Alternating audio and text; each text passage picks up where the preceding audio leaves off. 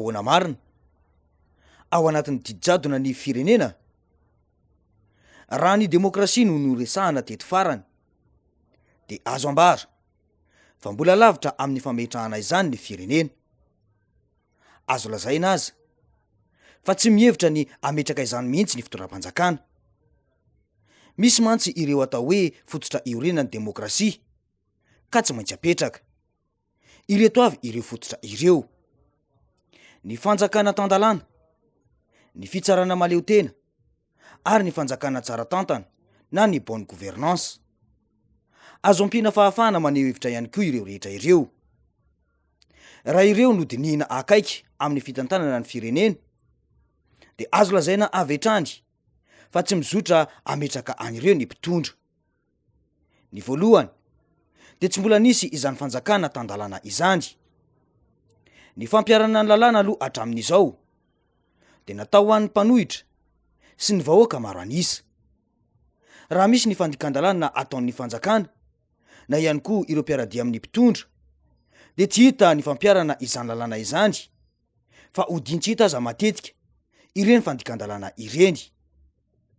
Efa fantatry ny rehetra ny fanaovana amboletra ny fifidianana loholona izay tsy manaraka ny lalam-panorenany, kanefa na de ny fitsarana avy momba ny lalam-panorenana aza de nankatoa izany fanaovana ny fifidianana izany.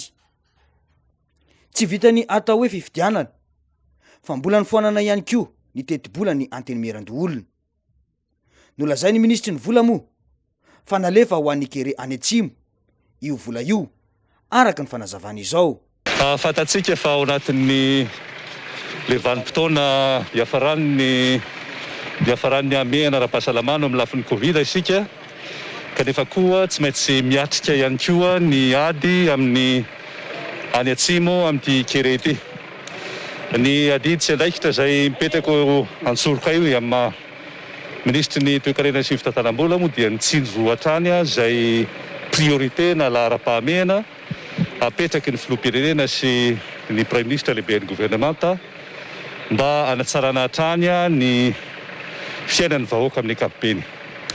Fantatsika fa tapitra ihany koa ny fe-potoana hiasany koa tapitra ny fe-potoana ny asan'ny antenimiran-doholona amperinasa amin'izao fotoana izao tapitra. Tsy ho ela hisy ny fifidianana ny oloolona vaovao araky ny napetraky ny teto andro zay nolaniny ny teo amin'ivy fiankivitry ministre. Noho izany farany taona ihany tsika tsy maintsy tsinjovina tany an-trano ny vola am-pelantanany. Tsy maintsy misy ihany koa ny fandaminana mba tsy hisiny ny ataontsika hoe toe-javatra hoe manjary tsisy vola tampoka eo tsika, andoavana ny karama mpampianatra, hitsinjovana an'ireo zaza izay mety ho faty mihitsy raha ohatra ka tsy atrehantsika amin'izao fotoana izao. Noho izany dia tsy maintsy misy ny fandaminana eo amin'ny lafin'ny fitantanana ny trésorerie am-panjakana. Zay ny tiako resahana eto, trésorerie. Dikan'izany dia tsy maintsy misy koa ny fandaminana zany ka ny lahara-pahamehana no mitondra azy fa tsy de misy zavatra inona akory. Misy hoy izy ny lahara-pahamehana ary fitantanana volam-panjakana no nataony. Ireo fanazavana izay nataon'ireo de azo lazaina fa fialana bala ihany satria everiny ity fitondrana ity fa hobady daholo ny vahoaka malagasy rehetra ka azo ampandrina drisa fotsiny. Io teti-bola ny Sénat io de ao anatin'ny lalàna feno ny teti-bola na ny loi de finance. Tsy azo atao ny mampiasa amin'ny zavatra hafa io teti-bola io raha tsy misy ny fanavoazana izany lalàna izany. Ny fantatra aloha de tsy nisy ny fivoriana mpanao lalàna nanovana izany. Izany hoe natao amboletra tsy araky ny lalàna ny fanapahan-kevitry ny mpitondra. Samy mahafantatra isika fa mbola tsy tapitra amin'ity taona ity akory ny fe-pitom-piasana ireo loholona ireo. Amin'ny taona miditra io vao tapitra izany ka tsy mitombona mihitsy ny fanazavana nataony ministry ny vola io. Ny tianam-bara de ny mpitondra mihitsy no manitsakitsaka ny lalàna velona misy eto amin'ny firenena. Tsy misy izany fanjakana tandalana izany fa tsy anjery ataon'ny mpitondra fotsiny ihany fa izay rehetra mitsy tombotsoany no ampiarana izany lalàna izany. Ny fototra faharoa iorenan'ny demokrasia de ny fitsarana maleo tena. Angamba tsy ilaza miara-mahita isika amin'ny fampiasana ny rafi-pitsarana anatanterahana ny tombontsoa politika ny mpitondra. Efa samy niarahana hita ireny ny fanagadrana ireo olona tsy mitovy hevitra amin'ny mpitondra, toy ny mpanao politika izany, ny mpanao gazety ary ny olon-tsotra maneho hevitra any amin'ny tambajotra sosialy. Ny fampiasana ny fitsarana moa de entina anaovana raha matahora ho an'ireo izay samy mijoro sy maneho hevitra ihany koa ka mamaky batsilana ny tsy mety ataon'ny mpitondra. Voatsela no niarana eny ny fampidirana amponja-mpanao gazety mpanjakana iray isika. Tsy hitsabaka amin'ny fahadisoana izay mety ataony isika, fa ny fomba nentina nampiditra azy amponja no hitsabany rafitra-panatanteraka no tena ifantohany ity fanadiadiana ity. Toy izao ny zavatra nitranga. Ay, noho ny fanodikidinam-bola teo anivon'ny Haino Amanjery Nasionaly na ny ORTM nivesatra nanenjehana Anjoara Voajanahary. Raha tsy aivina dia efa niakatra tena anivon'ny Bianco ity raharaha ity ary nalefa tena anivon'ny Paka indray na ny fitsarana manokana misana ny kolokolo taorin'izay.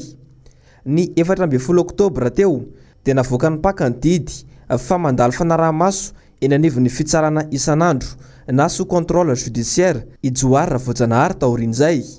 Nanda io didiny voaka io anefa ny mpitory taorin'izay ary namerina indray ny raharaha tena anivon'ny Bianco ary ity farany no namoaka fanapahana fa mitoboka amponjavonjo maika ity tale generaly ny ORTM teo aloha ity. Raha tsy aivina dia anisan'ireo mpanao gazety nandrindra ilay fandaharana hoeny avoloha Ijoara Voajanahary tao amin'ny Haino Amanjery Mpanjakana tamin'ny vanim-potoana ny fampielezan-kevitra. Ny 13 Aprily taona 2024 fony izy mbola tale generaly ny ORTM dia anisan'ny fampidinika tamin'ireo solombavambaoka 17 tao anatin'ny ORTM ihany koa izy rehefa nangataka ny hiditra tao amin'ny Haino Amanjery Mpanjakana ireo solombavambaoka. Olona ntanandraikitra maro tamin'ny fitondrana era-jonary mampianina maro izany ankehitriny no nadoboka amponja, raha tsy ilaza afa-tsy mbola Rajona, Berija Ravelmanatsoa, Claudine Razaimamonjy sy ny maro hafa. Izao indray dia nahazo ny anjarany ihany koa Ijoara Voajanahary, mpanao gazety nadoboka amponja taoriny Roly Mercia minisitra ny serasera teo aloha. Mazava ny taditra teo fa efa nisy ny didiny laza fa mandalo fanaraha-maso isan'andro eny amin'ny fitsarana izy. Tsy nanaiky izany ny mpitory izay ny fanjakana moa de izao nampidirina amponja izao izy. Ny fanontaniana mipetraka eto de ny hoe misy ve nitsindry azony Bianco ka nahatonga izao fampidirana amponja azy izao? Tsy mety amin'ny mpitondra mihitsy ve izany ny didy avoaky ny fitsarana raha tsy migadra daholo ireo olona enjeny? Izao de taratry ny tsy fisiny ny falevantenan'ireo rafi-pitsarana. Izany hoe tsy voaza ny fototra faharoa izay andrian'ny demokrasia de ny fitsarana maleo tena. Ny fototra fahatelo ny demokrasia de ny fametrahana ny fanjakana tsara tantana na ny bonne gouvernance. Raha ity fototra fahatelo ity de efa betsaka izay fanazavana natao teto izay. Azo ambaratrany fa tsy misy izany fanjakana tsara tantana izany na ny bonne gouvernance eto amintsika. Na ny mpanohitra na ny firaisamonim-pirenena de ny samy mitaky ny atao hoe mangarahara tamin'ireo fitantanana ny famatsim-bola azo ny mpitondra nandritra ny famehana ara-pahasalamana iny. Tsy mbola nisy izay fanaovana mangarahara izany hatramin'izao. 7 volana no niandrasana izany fa manao be marenina ny mpitondra. Misy aza ny sasany de milaza fa te hiara-hitantana ny vola ny mpanohitra. Fampandriana drisa sy fanaovana diversion daholo ireny. Tsy fantatra moa izay afenina ka foronina daholo izao rehetra izao mba ilazana amin'ny vahoaka fa tsy ilaina izany mangarahara izany. Vokany de tsy fantatra ny vola lanin'ny fanjakana tamin'ny famokarana ilay tambavy CVO.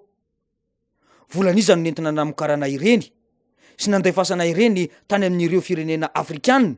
Ahoana marina ny mahakasika ilay vola 20 miliara saika nividianana bonbon? Aiza ilay raharaha écran plat? Aoka ho fantatry ny vahoaka fa misy amin'ireo vola nomen'ny mpamatsy vola ireo de vola ndraminy ka tsy maintsy averina. Ny vahoaka malagasy no mbola amerina izany fa tsy ny mpitondra mihitsy. Adidin'ny mpanohitra no manatsikafina ny fomba fitantanana tsy mety ataony mpitondra ireo. Tsy misy ny finiavana ara-politika ametraka izany demokrasia izany eto Madagasikara. Fametrahana fanjakan'olo-tokana no misy eto ary ao anatin'ny didijadona tanteraka ny firenena. Tsy misy tafapetraka ireo fototra iorenan'ny demokrasia eto amintsika. Ho fanampiana ireo fototra telo ireo de misy ihany koa ny fahafahana maneho hevitra malalaka eto Madagasikara. Atao izay isan-kanana ireo mpanohitra tsy haneho hevitra ka atao ny raha matahora amin'ireo izay samy teny. Ny vahoaka moa de tena tafahitsika lalina ao anatin'ny fahantrana ka tsy afaka mandinika ny zava-misy intsony. Na ihany koa efa betsaka ny raha matahora ka matahotra mijoro maneho hevitra izay hitany fa tsy mety eto amin'ny firenena. Manana anjara lehibe noho izany ny mpanohitra eo amin'ny fanentanana ny vahoaka mba ho tonga saina amin'ny fampandrosoana ny firenena. Noho ireny fanakatsakanana samy hafa ny mpanohitra ireny dia averina indray ity fanontaniana ity hoe tena mahazaka demokrasia ve ny mpitondra? Fa ahoana marina e?